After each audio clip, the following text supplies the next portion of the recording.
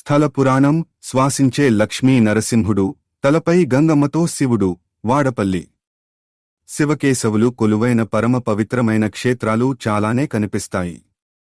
నదీ తీరంలోని శివకేశవ క్షేత్రాలు మరింత మహిమాన్వితమైనవిగా చెప్పబడుతున్నాయి. అలాంటి పుణ్యక్షేత్రాలలో వాడపల్లి ఒకటిగా కనిపిస్తుంది.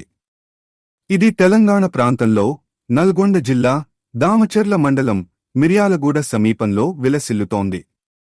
ఇది ముచికుంద, మూసీ, కృష్ణానదీ సంగమ స్థానంలో వెలుగొందుతోంది. వేల సంవత్సరాల ఆధ్యాత్మిక సంపదగా, వందల సంవత్సరాల చరిత్ర నేపథ్యం కలిగినదిగా ఈ క్షేత్రం దర్శనమిస్తుంది. ఇక్కడ లక్ష్మీ నరసింహస్వామి, మీనాక్షి అగస్త్యేశ్వరుడు కొలువై భక్తులకు నయనానందాన్ని కలిగిస్తూ ఉంటారు. 6000 సంవత్సరాల క్రితం ఈ ప్రదేశంలో ఒక వైపున లక్ష్మీ నరసింహస్వామిని, మరో వైపున శివలింగాన్ని అగస్త్య మహర్షి ప్రతిష్ఠించారు. అందువల్లనే ఇక్కడి శివుడు మీనాక్షి అగస్త్యేశ్వరుడుగా పూజాభిషేకాలు అందుకుంటున్నాడు. ఆ తరువాత కాలంలో మరుగున పడిపోయిన ఈ మూర్తులు రెడ్డి రాజుల పాలన కాలంలో బయటపడ్డాయి. ఎక్కడ బయటపడిన మూర్తిని అక్కడనే ప్రతిష్ఠించి ఆలయాలు నిర్మించారు. ఇక్కడ లక్ష్మీ నరసింహస్వామి మూర్తి భారీగా దర్శనమిస్తుంది. స్వామివారి తొడపై అమ్మవారు కూర్చుని భక్తులను అనుగ్రహిస్తుంటుంది. గర్భాలయంలో స్వామివారికి నాసికకి ఎదురుగా ఒక దీపం, ఆ పైన మరొక దీపం వ్రేలాడదీసి ఉంటాయి. స్వామివారు శ్వాసిస్తున్నట్టుగా ఆయన నాసికకి ఎదురుగా ఉన్న దీపం రెపరెపలాడుతూ ఉంటుంది. ఆ పైనే ఉన్న మరో దీపం మాత్రం నిశ్చలంగా వెలుగుతూ ఉంటుంది. అందువలన ఇక్కడ స్వామివారు ప్రత్యక్షంగా కొలువై ఉన్నాడని భక్తులు విశ్వసిస్తుంటారు. ఇక్కడి లక్ష్మీనరసింహస్వామిని దర్శించుకోవడం వలన గ్రహ సంబంధమైన పీడలు, దుష్టశక్తుల వలన కలిగే బాధలు నశిస్తాయని భక్తులు విశ్వసిస్తూ ఉంటారు. ఇక అక్కడి నుంచి కాస్త ముందుకు వెళితే మీనాక్షి అగస్త్యేశ్వరుడు దర్శనమిస్తాడు. శివలింగం తల భాగంలోని 10 రంధ్రాలలో నుంచి అదే పనిగా నీరు ఊరుతూ ఉంటుంది. ఆ రంధ్రాలను దాటుకుని నీరు బయటికి రాదు. దానినే అర్చకులు, భక్తులకు తీర్థంగా ఇస్తుంటారు. శివలింగం తల భాగంలో 10 రంధ్రాలు ఏర్పడం వెనుక ఇక్కడ ఒక ఆసక్తికరమైన కథనం వినిపిస్తూ ఉంటుంది. పూర్వం వాడపల్లి ఒక అడవి ప్రాంతంగా ఉండేది. అడవిలోని శివాలయం శిథిలమైంది.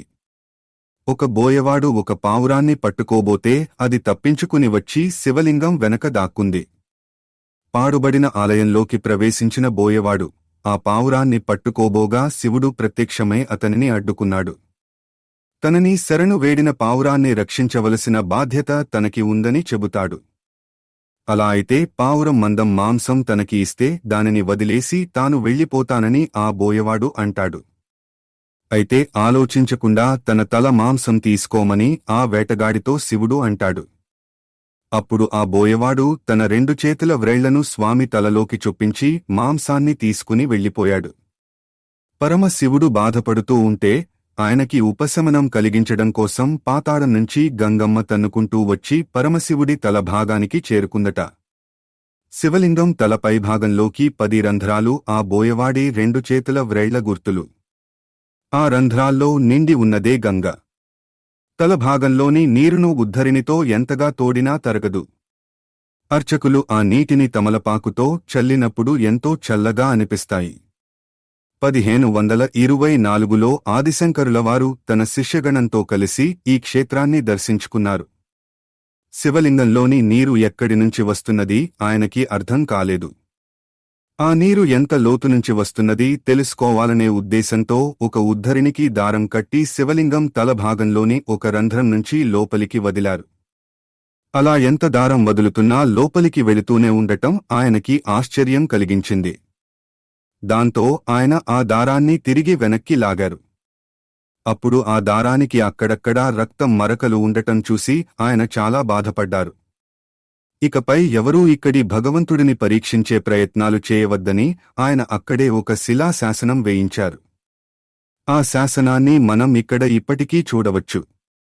హరిహరుల క్షేత్రం కావడం వలన అటు వైష్ణవ సంబంధమైన పర్వదినాలలోనూ ఇటు శైవ సంబంధమైన పర్వదినాలలోనూ భక్తుల తాకిడి ఎక్కువగా ఉంటుంది.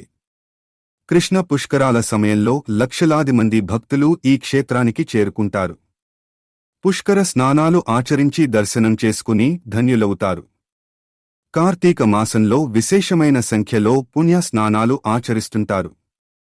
మిర్యాలగూడ నుంచి 25 కిలోమీటర్ల దూరంలో ఉన్న ఈ క్షేత్రానికి అదే పనిగా ఆటోలు తిరుగుతూనే ఉంటాయి. ఓం నమో భగవతే వాసుదేవాయ. ఓం నమ శివాయ.